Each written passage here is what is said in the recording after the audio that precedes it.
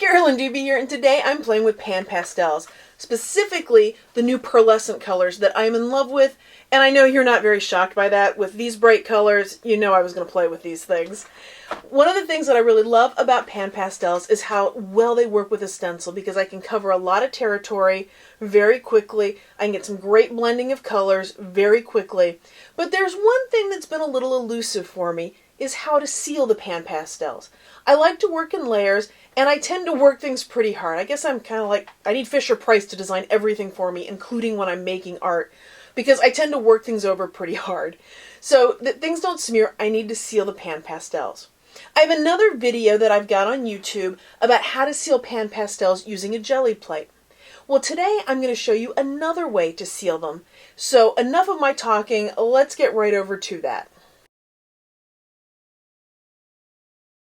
So to seal the PanPastels, I'm going to use Deco Arts Media Ultra Matte Varnish. I'm going to mix that with water in a 50-50 ratio into a spray bottle, and that's what's going to seal it.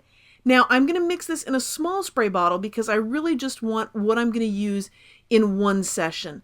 I've got a line there so that I know exactly where half of it is, and I've filled it halfway with water already. Now, normally I do this over by the sink, but since the camera's not there, I'm going to do it here, and we'll see if I can do this without spilling anything.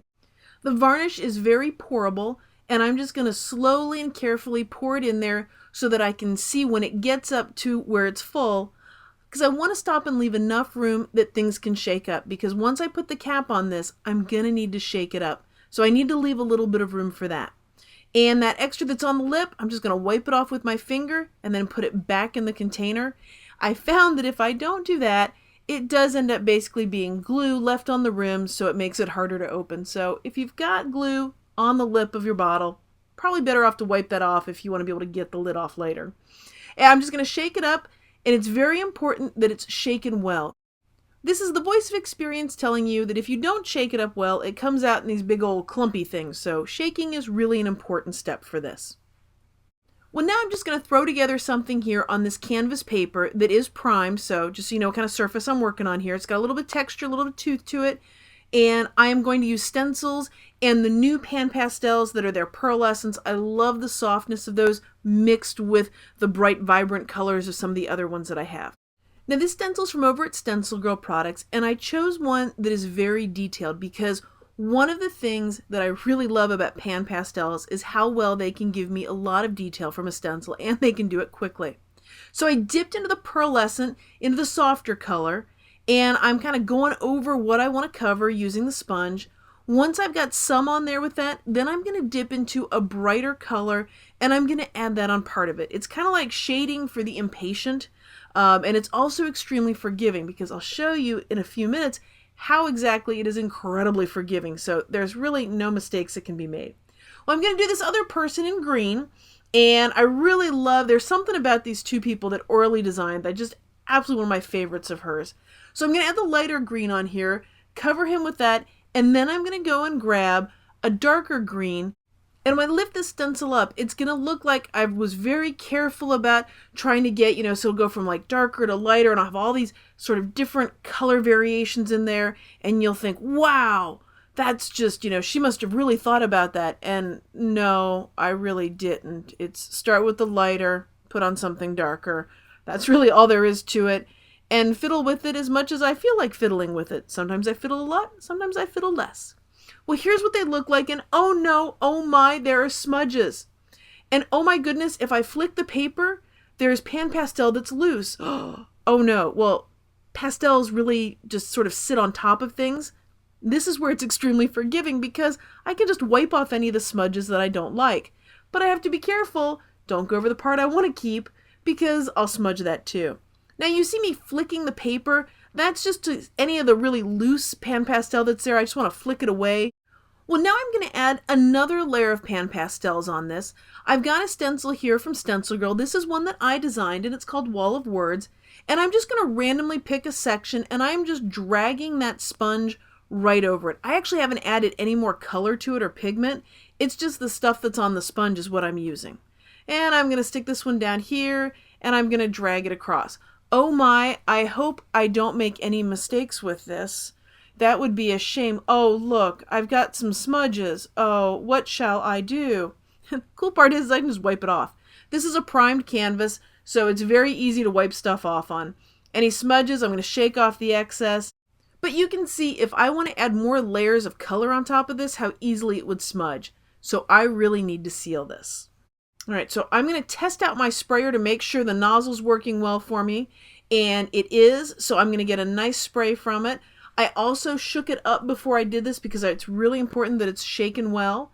And then I'm going to hold my hand up very high and I'm going to spray with it. Oh, but by the way, you should make sure that the nozzle is actually pointing towards the paper, unlike what I just did.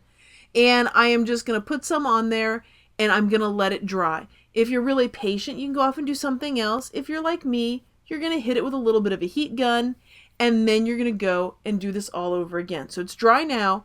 I'm going to turn the paper upside down because that way I'm sure to hit the different areas a little differently. If I'm really close to the paper when I spray the bottle, I'm probably going to flood it, and I don't want to do that. So I'm going to hold my hand way up high, actually off camera apparently, as I'm spraying it with more, and then I'm going to bring in the heat gun to completely and totally seal the PanPastels so that I can really work on top of it, because I'm really rough on things when I add layers, so none of this little gentle stuff. For it to be really sealed, it usually takes me anywhere from 2 to 3 coats of it. I'm getting a little bit of PanPastel coming up on the Kleenex, so I'm actually going to do this again and give it a 3rd squirt and then dry that, and then I think it's going to be sealed all the way. But keep in mind as you're doing this, it's not like this is an exact science. It's not like there's an exact amount to measure. If you've got a lot more PanPastel on there, if it's thicker, then you might need more sealing on it. If you've got a lighter coat of PanPastel, you might only need to seal it once to get the look that you want. Well, I'm going to test out how well this is sealed with a shimmer mister from Deco Arts. I'm going to put a lot of color right on this, right in the way of the images, and then I'm going to add some water to it. That's going to let me move the color around. It's going to bleed and blend a little bit. Using a paintbrush, just kind of smear it around, and you'll see that I'm not smearing the PanPastels. So basically, I can start adding all sorts of mixed media layers and still get to enjoy the PanPastels. I can wipe off the color that I don't want, and if I want to take even more, I've hit it with a little bit of water. I will say though that with the shimmer mister, you have to add the water while things are wet. Once this dries, it does not react to water the same way. So I do need to move while it's wet.